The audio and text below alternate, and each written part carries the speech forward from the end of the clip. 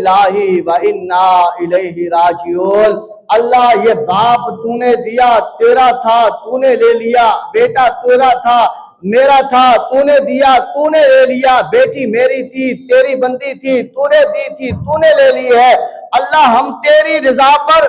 راضی ہیں۔ اللہ فرماتا ہے فرشتوں پھر گواہ ہو جاؤ، میں خدا عرشوں پر بیٹھ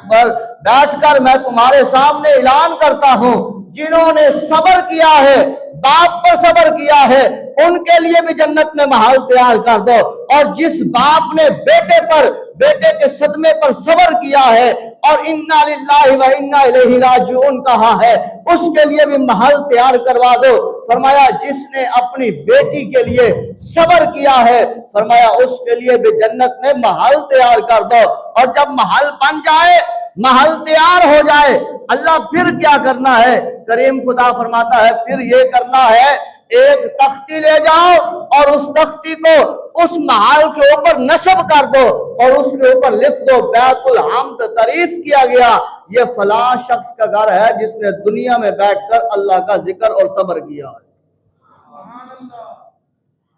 اللہ کا ذکر اور صبر اور شکر کیا ہے کس میں؟ وہ میں نے پہلے باتیں گنوا دی ہیں جو قرآن کہہ رہا ہے، بھوک پر بھی، پیاس پر بھی، مال میں کمی پر بھی، اور زراعت میں کمی پر بھی، اور جو ہے وہ اولاد کی کمی پر بھی، اس پر بھی صبر کیا، اور اس پر اجر یہ ہے اللہ گھر بنا دیتا ہے جنت میں، محل تیار کروا دیتا ہے جنت میں۔ جب یہاں سے جائیں گے اللہ تبارک و تعالیٰ کی طرف سے انعام پائیں گے، وہ انعام کیا ہوگا؟ وہ ہمیشہ ہمیشہ رہنے والی جنت ہوگی، آرائش کی زندگی ہوگی، اور وہ جنت کس کے لیے ہے؟ اللہ فرماتا ہے یہ میں نے اپنے محبوب محمد کی امت کے لیے بنائی ہے، یہ اپنے محبوب محمد کی امت کے لیے ہے۔ اب اس پر سوال کھڑے ہوتے ہیں کہ جب بندہ کوئی فوت ہو جائے تو اس کے لیے جو ہے وہ ختم کہاں سے ہے، قرآن خوانی کہاں سے ہے، گٹھلیاں شریف پڑھنا کہاں سے ہے، ذکر و اذکار کرنا کہاں سے ہے، قرآن پڑھنا کہاں سے ہے، اللہ اور اس کے رسول کا ذکر کرنا کہاں سے ہے، دعائے مغفرت کرنا کہاں سے ہے، اس کے لیے کچھ پکانا بانٹنا کہاں سے ہے، اس کے لیے کچھ تقسیم کرنا کہاں سے ہے، یہ کس طرح ہے، یہ کیسے ہے؟ یہ سوال آج سے نہیں، یہ صدیوں سے چلتے آ رہے ہیں اور چلتے آ رہے ہیں، قیامت آ جائے گی یہ سوال چلتے رہیں گے، یہ ختم ہونے والے نہیں ہے کہ ہم کیا چیز ہیں۔ جو ہمارے بڑے گزرے ہیں حضور عبد القادر جیلانی گیواری والے پیر اس کا جواب دے چکے، حضور معین الدین چشتی اجمیری جن کی ایک نظر سے لاکھوں جو ہے وہ ہندو کلمہ پڑھ کر مسلمان ہوتے ہیں وہ جواب دے چکے، داتا گنج بخش علی حجویری جن کو کم و بیش 1000 سال ہو گیا اس دنیا سے پردہ کیے ہوئے وہ جواب دے چکے، حضرت خواجہ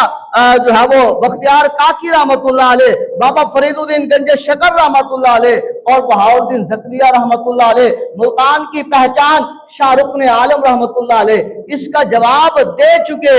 اور دیتے آئے ہیں، اور ہر دور کے عالم دیتے آئے ہیں اور دیتے رہیں گے، لیکن سوال کرنے والے وہ کرتے رہیں گے، جواب دینے والے دیتے رہیں گے، اور احصال ثواب کرنے والے احصال ثواب کرتے رہیں گے، کرتے چلے جائیں گے۔